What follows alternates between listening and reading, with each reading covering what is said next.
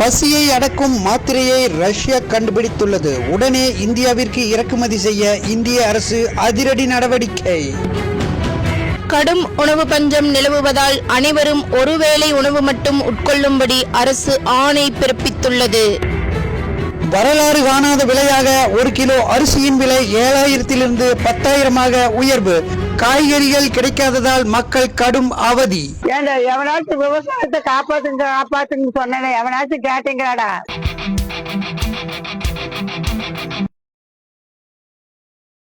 என்ன அந்த சுடுகாடு போயிட்டு வந்துட்டீங்களா? அது நமக்கு சோறு போடுற பூமி தாய்டி, அதை போய் சுடுகாடுங்கிற உனக்கு அறிவு இருக்கா? ஆமா, எனக்கு அறிவு இல்ல. அறிவு இருந்திருந்தா உங்க குடும்பத்துக்கு வந்து குப்பை கொட்டிட்டு இருப்பனா?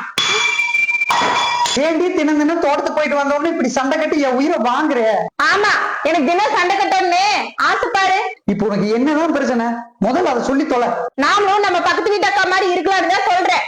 என்ன, நாமளும் அவங்கள மாதிரி நம்ம தோட்டத்தை பிளாட் போட்டு விக்கிற குடுத்துடலாம்னு சொல்றியா?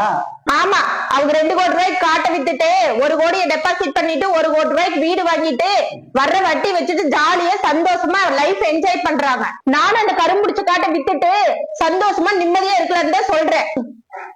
கொஞ்சமாவது என் பேச்சு கேட்டு தொலைங்களே. என் உடம்பு அந்த தோட்டத்து மண்ணுக்குள்ள போற வரைக்கும் நீ சொல்றது நடக்கவே நடக்காது. நானும் இந்த ஆளுகிட்ட சண்டை கட்டி தினம் செத்தே போயிருவனாட்டு இருக்குது. தலைதான் வலிக்குது. எப்பத்தோ எனக்கு இதுல இருந்து விடுதலை கிடைக்குமோ தெரியல. யாரு போன் பண்றா?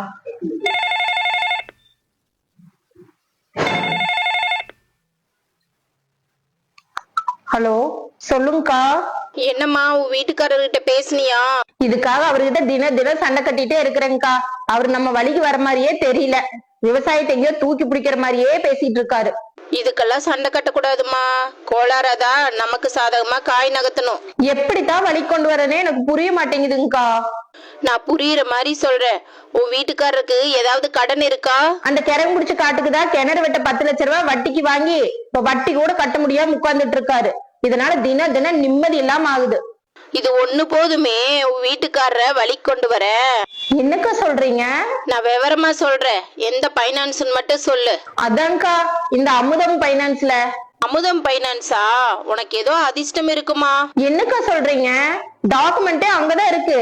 உங்க காட்ட பிளாட் போட கேக்குறாங்க பாரு, அவரும் இந்த பைனான்ஸ்ல ஒரு பார்ட்னர் தான். அப்படியாங்கா? இனிமே நான் சொல்ற மாதிரி மட்டும் நீ நடந்துக்கோ, மத்ததெல்லாம் நான் பாத்துக்கிறேன்.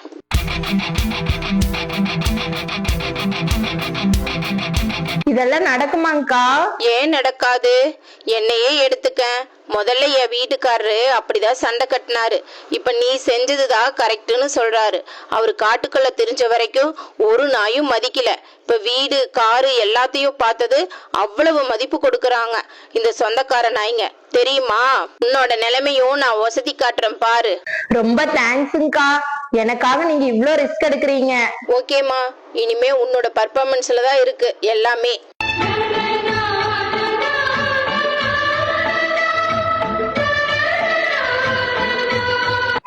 அந்த அக்கா சொன்ன மாதிரி அப்பாட்ட முதல் சொல்லிடுவோம். சொல்லுமா. அப்பா, அவர் நகை ஏதாவது விக்கிற கேட்டாருன்னா வேண்டான்னு ஸ்ட்ரிக்டா சொல்லிருங்க. ஏமா?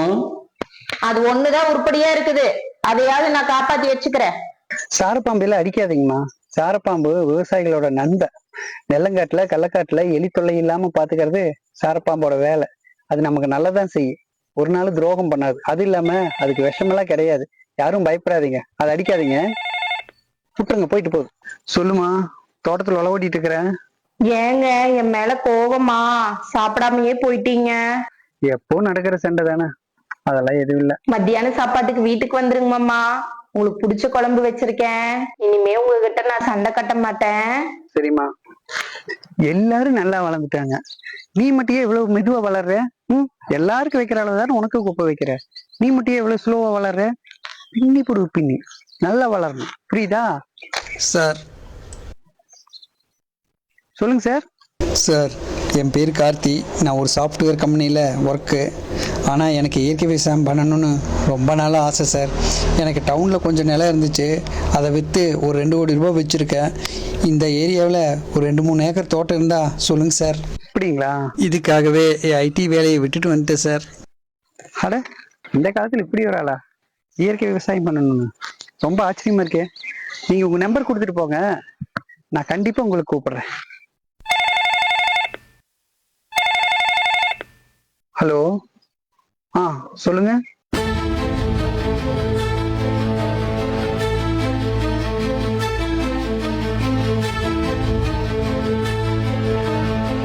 ஏமாமா வந்ததுல இருந்து ஒரு மாதிரியா இருக்கீங்க? நாம கிணறு வெட்ட பைனான்ஸ்ல கடன் வாங்கினோம்ல, அது இப்ப வட்டியோட 17 லட்ச ரூபா வந்து நிக்குது. அதுக்கும் இனிமே 3 வட்டி போடுவாங்களாமா. அப்படி 3 வட்டி போட்டா வட்டி மட்டுமே நமக்கு மாசம் 50,000 ரூபாய் வரும். நிச்சயமா நம்மளால கட்ட முடியாது. அதான் என்ன பண்றதுன்னு தெரியாம இருக்கேன்டா. இப்ப என்னமாமா பண்ண போறீங்க?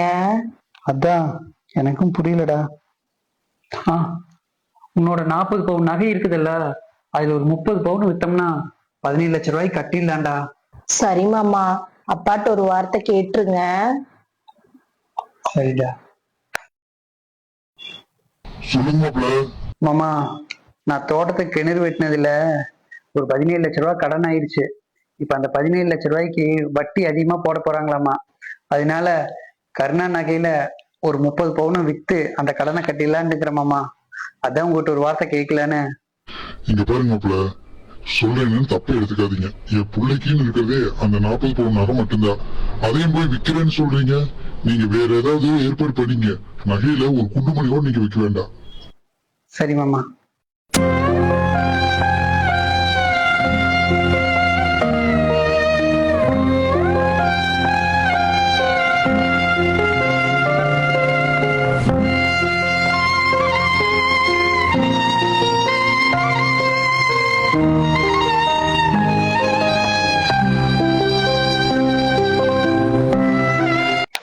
ஏமாமா நைட் ஃபுல்லா தூங்கலையா? தூக்கம் வரலடா. சொல்ல மறந்துட்டேன், நம்ம பங்காளி பெருசா வீடு கட்டி எல்லாத்துக்கும் பத்திரிக்கை கொடுத்திருக்கா. அப்படி நமக்கு மட்டும்தான் கொடுக்கல. ஏன்னா நம்ம வசதி இல்லையாமா.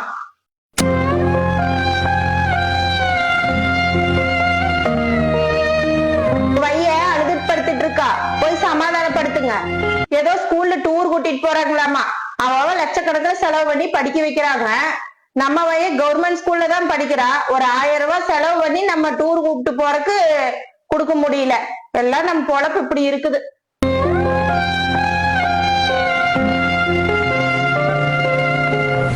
நீங்க 2 மாசம் தொடர்ந்து வட்டி கட்டலீங்கன்னா ஸ்டே ஆர்டர் வாங்கி தோட்டத்தை எங்க பேர்ல மாட்டிக்குவோம். அப்படித்தான் அக்ரிமெண்ட்ல இருக்கு.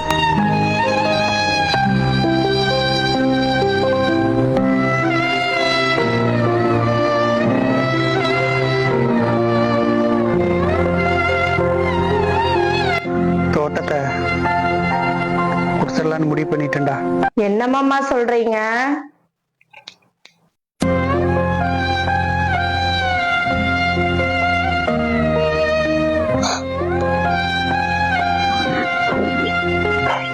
மன்னிச்சிருங்கடா, எனக்கு வேற வழி தெரியலடா.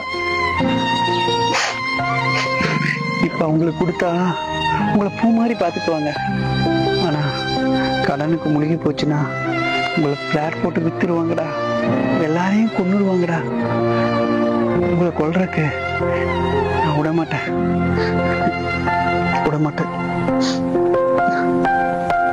உங்களுக்கு என்ன பைத்தியமா பிடிச்சிருக்கு? எவனாவது 3 கோடி கேட்கற காட்ட 2 கோடி குடுக்கறேன்னு சொல்லுவானா? பைத்தியம் கூட சொல்ல மாட்டா. என்னங்க இப்படி இருக்கீங்க? எப்பவுமே நமக்கு நல்லதே நினைக்க மாட்டேங்கிறீங்க. பேசி முடிச்சிட்டியா? இது வரைக்கும் எங்க வம்சத்துக்கே சோறு போட்ட பூமி தாய என் கடனுக்காக விக்கிறோம்னு முடிவு பண்ண போதே நான் பாதி செத்துட்டேன். இப்படி நீ பேசி பேசி என் மீதி உயிரையும் எடுத்துறாத. அதுக்காக 1 கோடி ரூபாய் கம்மியா குடுக்கறேன்னு சொல்றீங்களே? உனக்கு 1 கோடி ரூபாய் பெருசா தெரியுது. ஆனா நான் ஆசாசைய வச்ச மரங்களும் அந்த வயல்களும் அழியாம அப்படியே இருக்க போகுங்கிற சந்தோஷம்தான் எனக்கு பெருசா தெரியுது. இருந்தாலும் இது முட்டாள்தனமான முடிவா உங்களுக்கு தெரியலையா? பணம்னு பார்த்தீங்கன்னா இது முட்டாள்தனமான முடிவா தான் இருக்கு. ஆனா எதிர்காலம்னு பார்த்தீங்கன்னா இது சரியான முடிவா இருக்கு. புடிவாதம் பிடிச்சவங்க கிட்ட இனிமே என்னால பேசி ஜெயிக்க முடியாது. எல்லாம் என் தலை எழுத்து. என்னமோ பண்ணுங்க போங்க. அந்த அக்காளுக்கு நான் என்ன பதில் சொல்லுவேன்? என் மேல எவ்வளவு அக்கறை எடுத்து சொன்னாங்க. அவ உன் மேல அக்கறையில சொல்லல, நம்ம தோட்டத்தை 3 கோடி ரூபாய்க்கு வித்து கொடுத்தாத்தா அவளுக்கு 10 லட்சம் ரூபாய் கமிஷன் கிடைக்கும். அதனாலதான் உன் மூளையும் சேர்த்து கொலை போட்டிருக்கா. இப்ப ஒண்ணு வீண் போகல. உன் நகையை வித்தா என் பூமி தாயை காப்பாத்திடலாம். ஆனா அந்த அக்கறை உங்க யாருக்குமே இல்லையில. சோறு போடுற பூமிய பிளாட் போடுறதுங்கிறது ஒரு உயிரை துண்டு துண்டா வெட்டுற மாதிரி. அந்த பாவத்தை என்ன பண்ண சொல்றியா?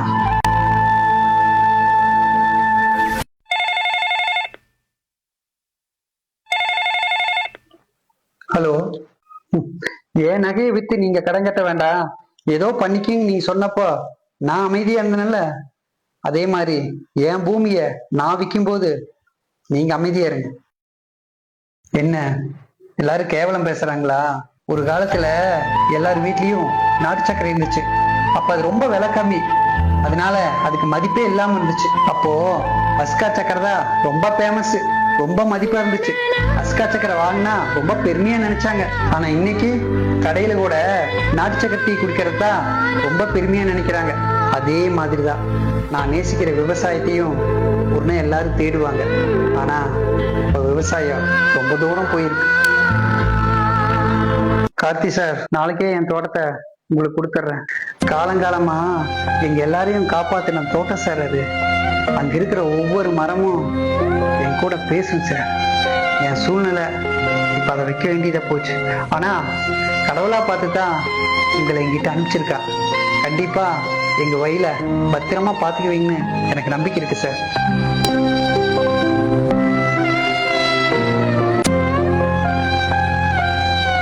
மாமா, அரிசி சாப்பாடு சாப்பிடலான்ட்டு இருக்கு மாமா. எங்கேயாவது ஒரு கைப்பிடி அளவுக்கு அரிசி இருந்தா வாங்கிட்டு வாங்க மாமா.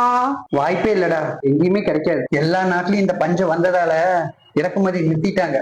அதனாலதான் நம்ம எல்லாம் ஒருவேளை சாப்பாடுதான் சாப்பிடணும்னு அரசு உத்தரவு போட்டிருக்கு. இன்னைக்கு கூட பசியில லட்சமா மக்கள் செத்துக்கிட்டு தான் இருக்காங்க. இனிமேலு நம்ம மாத்திரை தான் சாப்பிட்டாகணும். வேற வழியே இல்லையா மாமா? என்னால மாத்திரை எல்லாம் சாப்பிட்டு இருக்க முடியாது மாமா. வேற எந்த வழியுமே இல்லடா. ஏண்டா இப்படி எல்லாம் நடக்குன்னு தெரிஞ்சிருந்தா நீ அந்த சதியே பண்ணிருக்க மாட்டேல. மாத்திரைக்கே அட்வான்ஸ் புக்கிங் பண்ணணுமாமா, 1 லட்சம் ரூபாய் கட்டணுமாமா. நான் போய் கட்டிட்டு வரேன். அது மாத்திரை சரியான ரேட்டாமா, நான் ஆன்லைன்ல கட்டிட்டு வரேன். Sir sir. சொல்லுங்க சார். சக்தி சார் இல்லைங்களா? மாமா, உங்களை பார்க்க யாரும் வந்திருக்காங்க. என்ன பார்க்கவா? சார் நீங்க? சார், நான் யாருன்னு தெரியுதுங்களா? இல்லைங்களே. உங்க தோட்டத்தை வாங்கின கார்த்திக் சார் நானு. தோட்டம் சார், எங்க தோட்டம் எப்படி சார் இருக்கு? நான் வச்ச மரமெல்லாம் எப்படி சார் இருக்கு? என்ன சார் இப்படி கேட்குறீங்க? சொர்க்க பூமியை வச்சிருக்கேன் சார். அந்த ஊர்லயே நீங்க கொடுத்த தோட்டம் மட்டும்தான் சார் இருக்கு. மற்ற எல்லாருமே பிளாட் போட்டு வித்துட்டாங்க சார். ரொம்ப சந்தோஷம் சார். 2 பிடி அரிசி கேளுங்க மாமா உங்ககிட்ட. சும்மா இருக்கு, போய் கேட்கலாமா? 2 பொடி அரிசி இல்லை மேடம், நீங்க கொடுத்த 2 ஏக்கரையும் உங்களுக்கே கொடுக்கலான்னு வந்திருக்கேன்.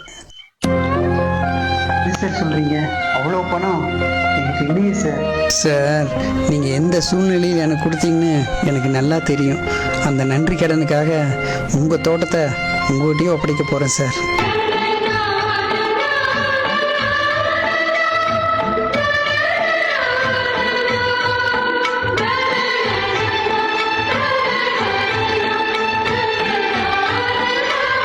நெல்லு நெடும் வயல்களில் எப்போது கல்லு நடப்பட்டதோ அப்போதே எதிர்கால சந்ததியினருக்கு பசி என்னும் அழிவு பாதையை தொடக்கி வைத்து விட்டோம்.